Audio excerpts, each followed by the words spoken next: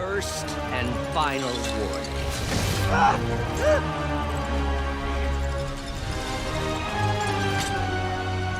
Stay out of our way. Welcome to MojoPlays, and today we're hanging out and ranking every boss fight from Insomniac's Spider-Man. For this list, we'll be looking at every major boss fight in the game, including DLC, and ranking them based on their design and overall challenge, as well as impact on the story. What was your favorite fight in Insomniac's Spider-Man? Who are you hoping to battle next in Spider-Man 2? Drop us a line down in the comments. Before we continue, be sure to subscribe to our channel and ring the bell to get notified about our latest videos. Screwball. Perfect way to kick off my brand new show, starring you! If a villain ever lived up to their name, it's Screwball. The social media obsessed, let's say, villain, tasked Spidey with completing numerous acrobatic challenges, all to get the perfect shot for her many followers. As the challenges progress, however, so does the threat, as you'll soon be tasked with disarming bombs scattered around the city within a time limit, all while dealing with her heavily armed followers.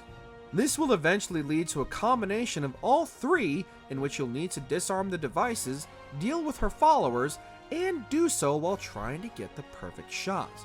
The whole experience is more of an exercise in frustration rather than a challenge. All of this culminates in a rooftop chase which Screwball orchestrates to continue snapping shots of Spidey before he finally takes her down. It's enough to make you wonder if you've got a screw loose for jumping through all of her hoops. You guys know who I am, right? Of course you do. Mind if I live stream on the way to the station? Officially unfollowed. Silver Sable.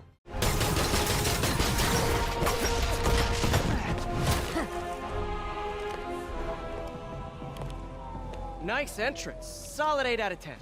Another encounter in which you spend more time fighting the henchman than the big boss herself, Silver Sable literally leaps onto the scene and schools Spidey in a thing or two while warning him to keep his distance. While most of your encounters with Silver Sable take place within cutscenes before she becomes an unwilling ally, it's her many agents that no longer follow her orders you have to contend with. With numerous checkpoints and outposts, Sable's Death Troopers, as Spidey lovingly refers to them, pose just as much of a challenge as Sable herself, except with jetpacks and rocket launchers. You do eventually face her at the beginning of the Silver Lining DLC, but this encounter is more about staying out of her way rather than actually incapacitating her. What happened to you? I thought you were a good guy. I am good at what I do. But I am not a guy.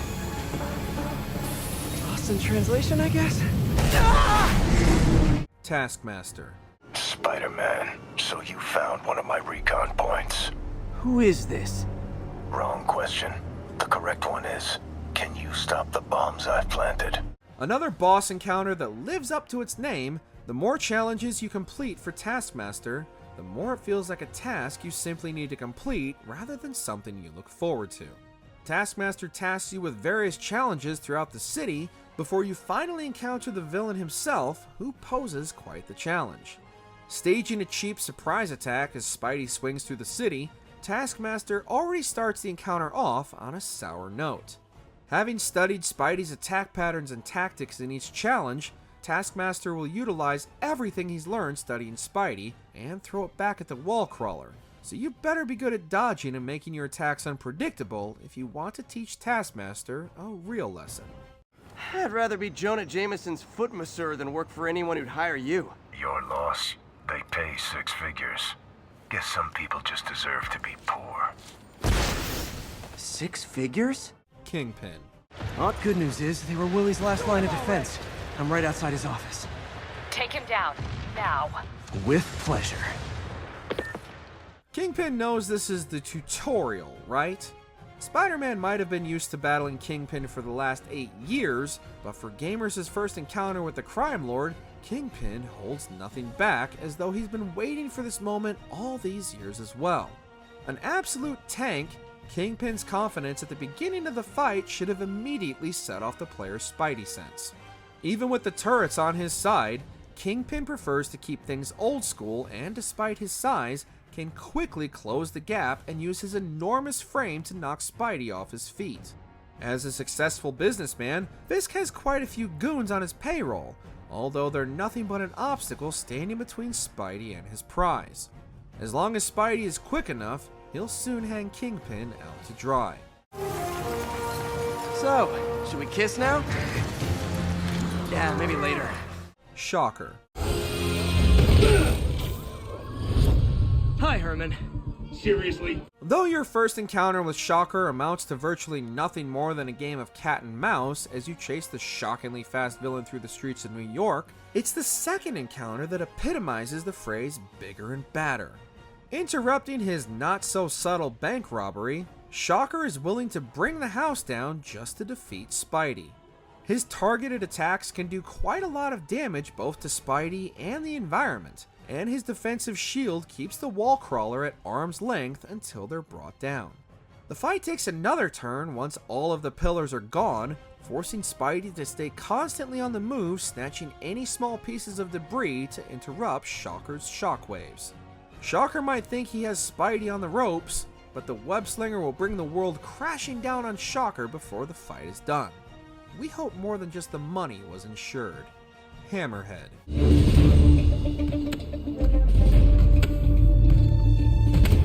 Nice work, Bug. Kinda spoiled my big night, but we'll roll with it. With Wilson Fisk behind bars, every low-level mobster wannabe sees their opportunity to fill the void left by Kingpin. Hammerhead seeks to eliminate the competition, and armed with Silver Sable's experimental Project Olympus, he's definitely got the best shot of filling Fisk's big shoes. His inexperience with the suit, however, means that as long as Spidey keeps his distance while dealing with Hammerhead's thugs, he doesn't pose a substantial threat. At first, anyways. After being defeated and resurrected, Hammerhead returns as a cyborg, all but his hammerhead replaced with robotic components. The mechanized abomination poses a much more substantial threat this time around, armed with hollow shields and deadly laser beams in addition to his normal attacks that can knock Spidey clean off his feet. It's only with Silver Sable's help that Spidey is able to bring the hammer down on Hammerhead's glowing weak point and unplug him for good.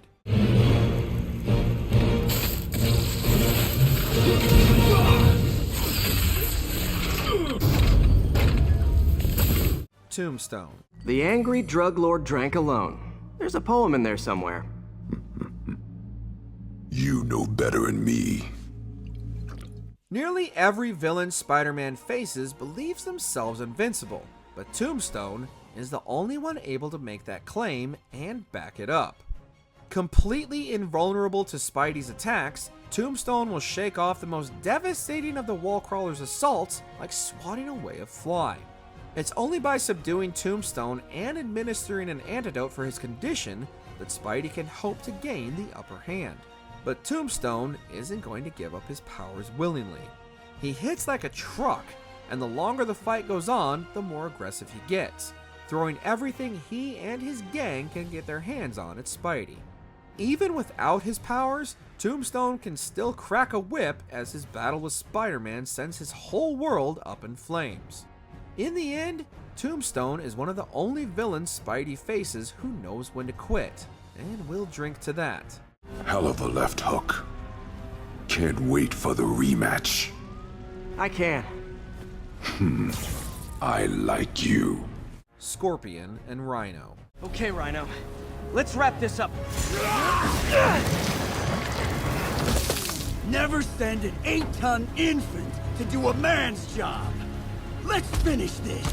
They say 2 heads are better than 1, but at least one of those heads needs to be in charge, let alone have a plan, which neither Scorpion nor Rhino have beyond competing to take down the Spider. While the initial battle against Rhino isn't overly difficult as long as you stay out of his way, once Scorpion joins the fight, dodging the two at once could send anyone's spider sense haywire. Both are easy enough to aggro into obvious traps, and if you're clever enough, you can even use Rhino's charge attack to take Scorpion out of the fight early.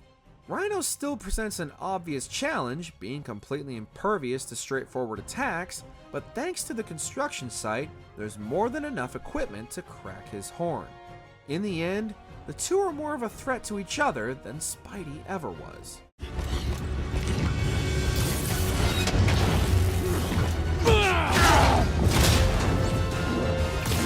A little force together time might help you boys learn to play nice. Electro and Vulture. Trap failed? Softened him up. Time for plan B. Whereas Scorpion and Rhino were more a danger to themselves than anyone else, Electro and Vulture bring the fight to Spider-Man as they choose the arena for battle. Their combined abilities force Spidey to remain airborne, and unfortunately, these two work much better as a team than the previous combo fight. Attempting to focus on one at a time becomes nearly impossible as they consistently come to one another's aid, forcing Spidey to routinely switch tactics for each villain mid-fight. Once all the generators have been taken out, Electro is grounded, but without his co-op partner to protect, all of Vulture's attention is now squarely on Spidey. Vulture's suit enables him to zip around the area, but with quick use of Spidey's zipline, he quickly clips Vulture's wings and sends the bird back to his cage.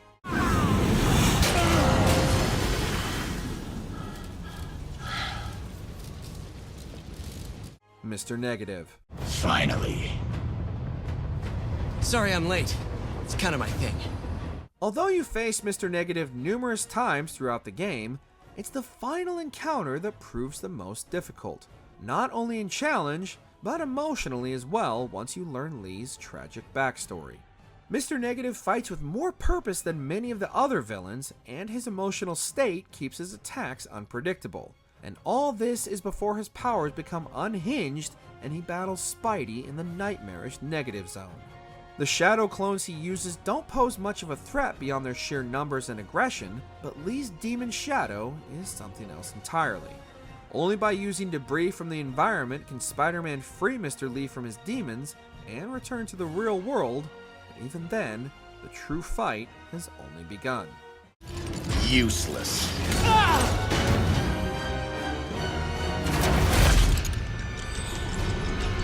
Dr. Octopus. You're fighting the wrong man. But have it your way. The build up to this fight is palpable and masterfully crafted as players witness the bond between Peter and Dr. Octavius, as well as the Doctor's gradual evolution into the villainous Doc Ock. With the stakes higher than ever, Spidey goes toe-to-toe with the 8-armed mechanical menace atop Oscorp Tower, where neither holds anything back, knowing what's at stake. Octavius's arms give him a ridiculous range, and the elemental damage he inflicts can be shocking, forcing Spidey to use all the tactics he's mastered from his previous encounters with the Sinister Six. The revelation that Dr. Octavius knew that Peter was Spider-Man all along sends Peter over the edge, literally, as the two continue their battle along the side of the skyscraper. Although Spidey can dodge Octavius's physical attacks and will finally unplug the Mad Doctor, the emotional scars will last forever. And of course, you rest easy, knowing your secret is safe with me. Did you enjoy this video? Check out these other clips from MojoPlays, and be sure to subscribe and ring the bell to be notified about our latest videos.